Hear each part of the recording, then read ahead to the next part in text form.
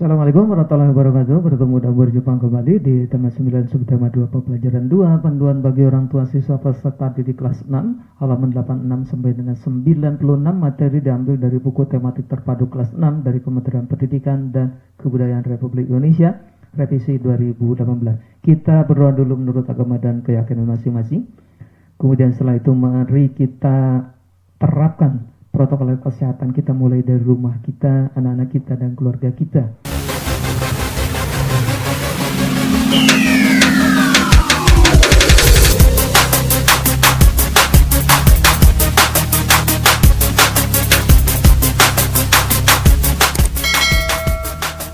Yang dan Bunda, ini dia tujuan pembelajaran yang harus dipahami oleh anak kita, bahwa dengan melengkapi informasi yang ada dalam tabel, anak kita mampu menemukan perbedaan antara meteorit, asteroid, dan meteor sampai dengan tujuan pembelajaran 4. Kemudian di awal halaman dibuka oleh sebuah prolog bahwa masih banyak rahasia di luar angkasa yang ingin diungkapkan. Langit yang membentang sangat luas itu memiliki misteri yang pasti menyenangkan untuk diketahui.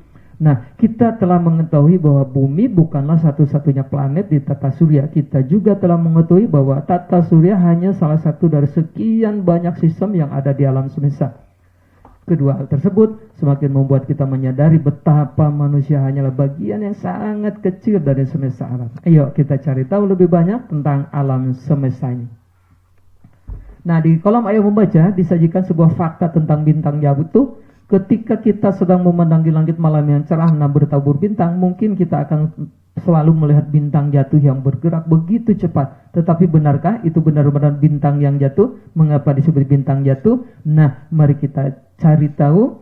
Ini adalah ilustrasi tentang bintang jatuh. Nah, ini di angkasa luar seringkali setiap malam tiba kita akan melihat hal-hal seperti ini.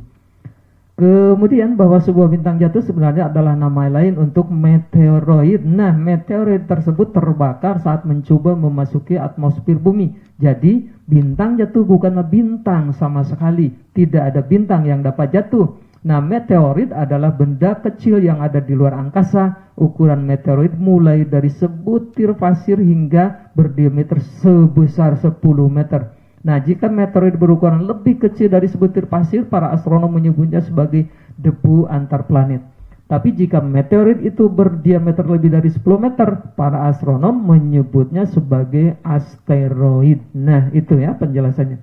Nah, ini adalah tata surya kita, dimulai dari planet yang terdekat hingga dengan planet yang terjauh. Ada matahari di sini sebagai pusat tata suryanya, kemudian ada Merkurius, Venus, Bumi, Mars, Jupiter, Saturnus, Uranus, dan Neptunus yang paling jauh. Meteoroid disebut juga sebagai bintang berekor. Nah, ketika meteoroid memasuki atmosfer bumi, ia akan membentuk ekor terang di belakangnya. Ekor atau garis terang di belakangnya disebabkan oleh meteoroid yang bergesekan dengan atmosfer bumi. Nah, gesekan dengan atmosfer ditambah kecepatan yang tinggi ketika meteoroid masuk ke bumi menyebabkan suhunya naik dan membuatnya berpijak. Meteoroid yang berpijak tersebut tampak dari bumi seperti bintang yang bergerak atau bintang jatuh. Nah, itu penjelasan singkatnya. Lanjutkan baca dengan baik dan benar sampai dengan akhir. Di sini di kolom ini, di kolom ayo berdiskusi, kalian akan mendiskusikan apa itu meteoroid, apa itu asteroid, apa itu meteor, dan bagaimana terjadinya meteoroid sampai dengan bagaimana terjadinya meteor. Semua diskusikan ya melalui grup online atau melalui grup-grup yang lain. Kemudian ini adalah tentang merancang model tata surya. Kalian anak-anak kita hanya mengikuti langkah-langkahnya saja, ikuti. Nah, ini adalah daftar periksanya. Gunakan kertas ukuran A4 untuk menggambar. Apakah sudah menggunakan A4 untuk bergambar atau belum? Jika sudah, maka beri daftar periksanya dengan tanda checklist. Ini tanda checklist semuanya ya. Jika belum, maka boleh di daftar periksanya memakai tanda X di sini ya, artinya itu belum. Nah, ini juga sama, masih daftar periksa untuk membuat sebuah model tata surya. Ini adalah langkah-langkahnya. Nah, di kolom ayo membaca, teropong binokular dan bintang jatuh ini karya Kak Diana Karitas. Nah, di sini baca dengan baik dan benar tentang teropong binokularnya. Kemudian ini juga masih sama, kalian baca dengan baik dan benar dengan seksama, kemudian simak. Di kolom ayo menulis, nah alur cerita atau jalan cerita sebuah tulisan fiksi membantu pembaca untuk mengetahui rangkaian peristiwa di dalamnya. Nah, alur cerita biasanya menjelaskan masalah atau konflik dan penyelesaiannya. Perhatikan kembali cerita yang tadi tentang teropong binokular, lalu lakukan kegiatan berikut ini secara mandiri. Nah, judul ceritanya apa? Tinggal tulis kembali. Siapa tokohnya di sana ada, di mana peristiwanya terjadi, kapan, apa yang terjadi dan mengapa, kemudian bagaimana penyelesaiannya. Semuanya ada di bacaan teks teropong binokular. Kemudian baca kembali ceritanya. Nah, gunakan imajinasi untuk menggambar. Di sini adalah gambar ilustrasi dari bacaan tadi, bebas ya, asal sesuai dengan isi bacaan. Nah, kemudian selanjutnya jika kamu adalah penulis cerita di atas dan kamu diberikan kesempatan untuk mengubah jalan ceritanya, bagian manakah yang ingin kamu ubah? Nah, ini berandai-andai kita yang baca ini adalah seorang penulis ingin merubah teksnya, naskahnya dan lain sebagainya. Nah, bagian mana itu? Tulis di kolom ini.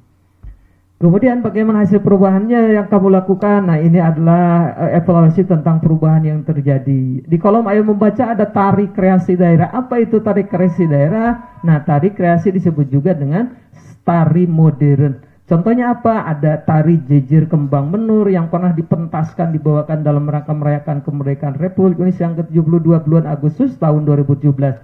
Tari ini merupakan tari kreasi dari tari gandrung. Tari gandrung adalah salah satu tari khas asal Banyuwangi, Jawa Timur. Nah, lanjut baca dengan baik dan benar. Ya, agar kalian paham dengan tari kreasi daerah. Ayo berlatih. Nah, bagaimana dengan daerahmu? Apakah daerahmu memiliki tari khas daerah? Nah, di sini ada berlatih mencari tahu tarian khas yang dijadikan acuan untuk membuat tari kreasi daerah yang akan kamu buat. Kemudian, nah di sini tadi rancangan tadi tari khas daerah yang ingin kamu buat apa namanya? Sejarah tarinya ada tidak? Tulis di sini. Kalau tidak tahu silakan bertanya sama pemimpin sanggarnya, sama orang-orang yang mengetahui tentang asal-usul tari khas daerah itu. Ada properti tarinya apa? Alat-alat tarinya menggunakan apa? Musik pengiringnya apa? Kemudian cara menarikannya di sini diuraikan. Ini juga sama dengan yang tadi ya. Dan terakhir, ayo renungkan dan komunikasikan. Apakah anak-anak kita sudah memahami